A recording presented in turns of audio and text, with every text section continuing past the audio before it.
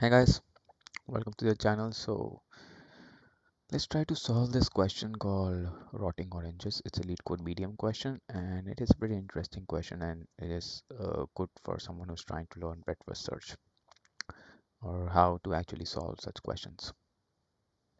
So let's see what the question says. So you're given an m cross n grid where each cell have three values. So we have a grid and each grid is going to have three values. 0 is an empty cell, 1 is a fresh orange, and 2 represents a rotten orange. Every minute of any fresh orange that is 4 directionally adjacent to a rotten orange becomes rotten. So we need to find out the return the minimum minutes that will take until all the cells has no fresh oranges. So basically, let's take this one as an example. So what is this trying to say? So in this example, we have only one rotten orange, which is 2.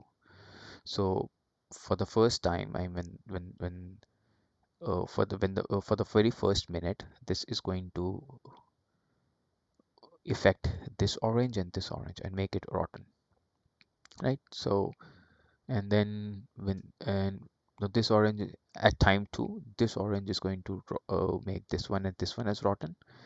Now this one will also try to make this rotten, but this is already made rotten, so this will not be considered. So at time 2 we will have all these oranges as rotten.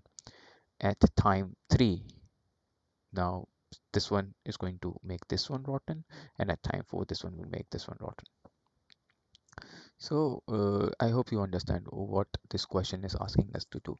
So we just need to find what is the minimum number of minutes after which all the oranges will be made rotten. So what we can do so first thing to identify here is what sort of data structure should we use to solve this question. So we can use a breadth first search. So breadth first search is going to basically use a queue. We will push all the rotten oranges to the queue first, and then we will pull the oranges one by one and see what are the adjacent oranges and are they rotten or not, and if not, we'll make them rotten and then push those back to the queue. Now okay, so now how should we do it? So let's just say that in the very first step we will just iterate through the entire grid. We will find out how many rotten oranges are there, push them to the queue, and also we will try to find out how many fresh oranges are there. Why do we need to find out the fresh oranges? We'll come to that later. Let's just try to solve this question first. So the first step is to find out the number of fresh oranges and push the rotten oranges to a queue. So let's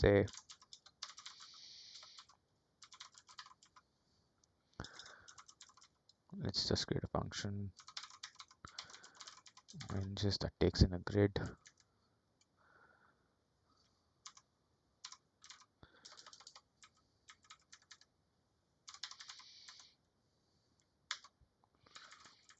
And we need to create a queue because while we are trying to finding the fresh oranges, we can also push the rotten oranges to a queue. So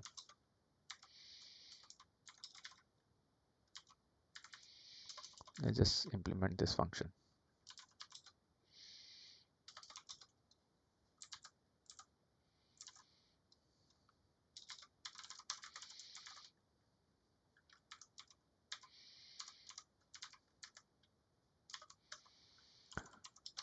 Let's create total is 0. Now we will just need to iterate through the grid.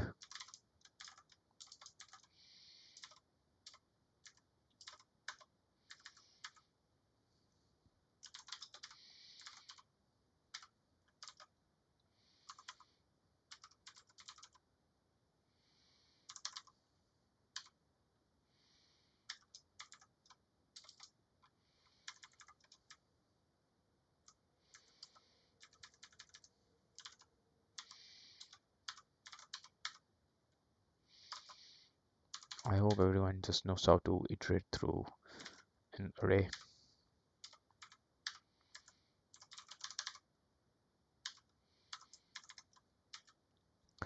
Now, if we need to find out rotten oranges, so if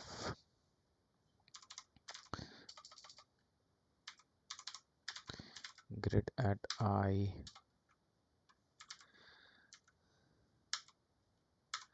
and j will equal to 2. That means it is a rotten oranges. So what we need to push it to the queue. So now the question is, what should we push to the queue? So we will just put the indexes in the queue, I and j.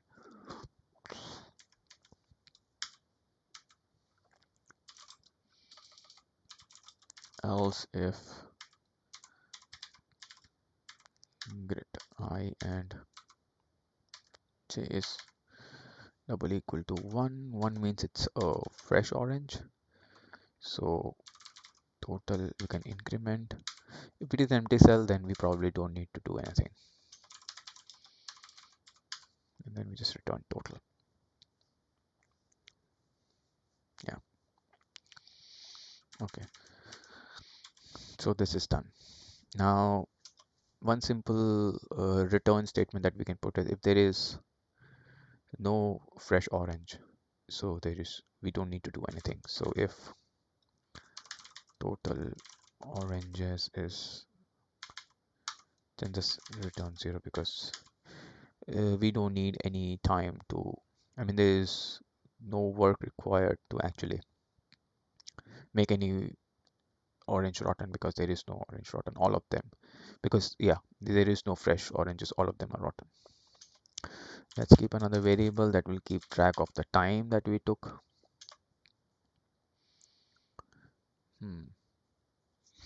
Now at this point in time the queue will have all the rotten oranges. So let's try to iterate through the queue.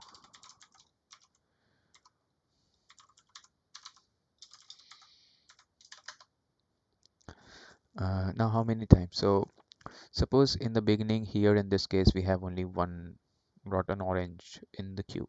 So we need to pull just one element, and after that one element is completely done processing, then we will increment the time. But suppose that after this element is done processing, it's going to push this one to the queue and this one to the queue because these will be made rotten. Now for the next iteration, I can only increment time once these two are also done processing, right?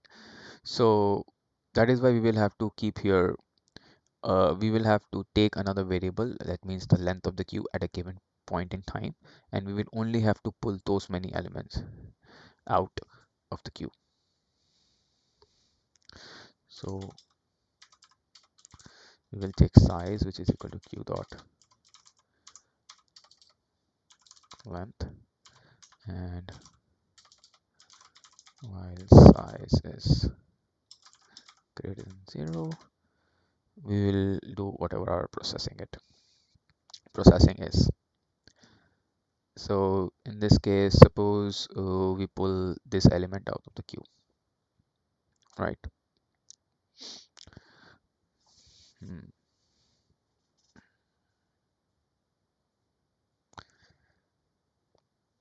Yeah. So let popped element is equal to q dot shift. So q dot shift will give me the first element from the queue. And now every element we pop from the queue, we have 4 different directions to move through. Up, we go up, we can go right, we can go down, we can go back. So let's just create those dimensions. We create one as x and one as y. So let's see, now if you want to move up, this will be -1 and this will be 0. If you want to move right, this will be 0, this will be 1. If you move to go bottom, it's going to be 1 and it's going to be 0. If you need to go, so we did up, we did right, we did down, and we need to go back. 0, -1. Right. So these are the 4 directions that someone can travel. and we have this element. Now what we need to do is, now you remember what we push into the queue. We push into the queue the indexes to the current position. So let's say the new, so we have now four directions to go. So for variable case 0, case 4, k plus plus. So the new x is going to be whatever is the popped element 0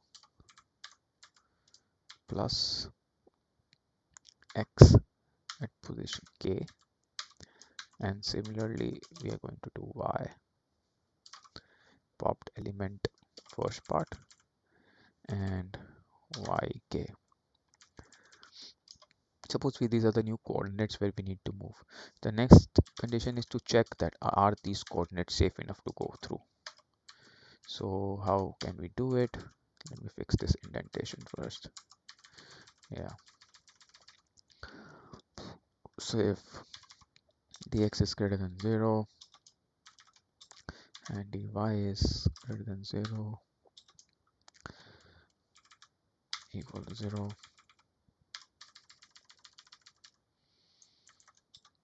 dx is less than grid dot length and dy is less than length. And now from this direction we can only move to this direction if this is a fresh orange, right? So, and grid at position dx and dy is equal to 1 in this case.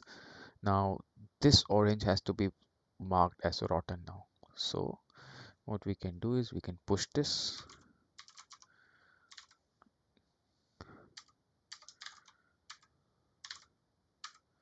dx comma dy,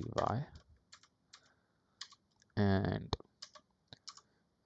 what we can do is we can mark this as 2, since we can change this grid and mark this as 2, so that when we're processing this orange should not consider this orange as a rotten orange or is a fresh orange, because this has already been turned.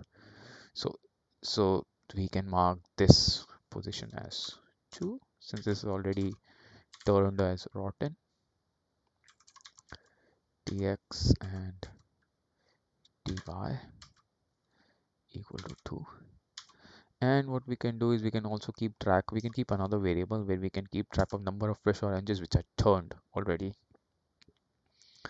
right? So let's say variable oranges turned is equal to 0.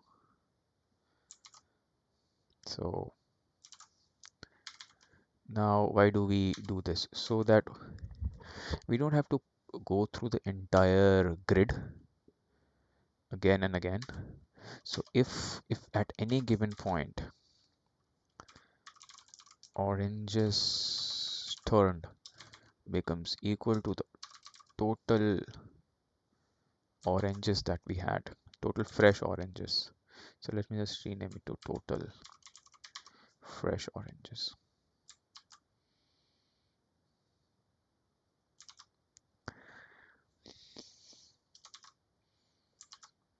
So as soon as this happens, we can return whatever is the current time plus 1, right? And before this loop gets over, we will just decrement the size, and once this while loop is done, we will just increment our time.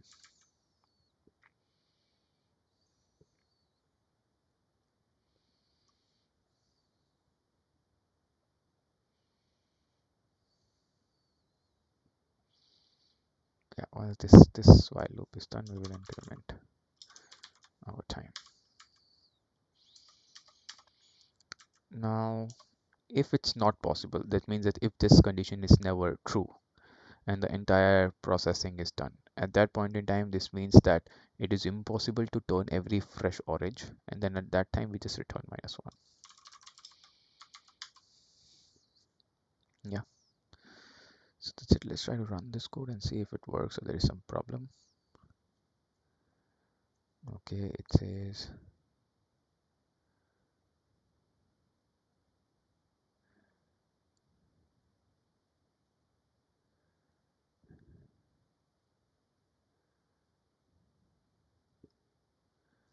grid.length.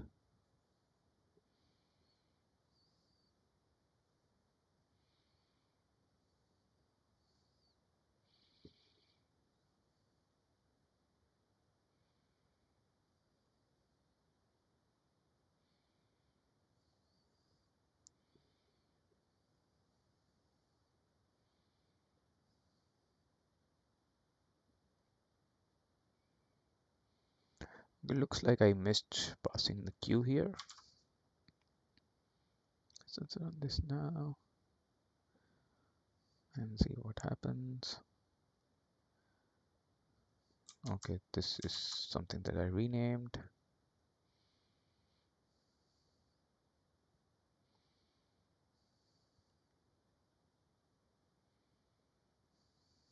Okay, where is the other mistake? Okay, so the thing is identified. So this is supposed to be 1 because there are only 2 elements, and dy should be greater at 0.length. So let's try to run this code. So it passed this test case. Then let's try to submit this. Yeah, so it's done. Yeah, hope you understand this question. Let's talk about the time complexity. The time complexity in this case is, so time complexity of this function is order of row and column, and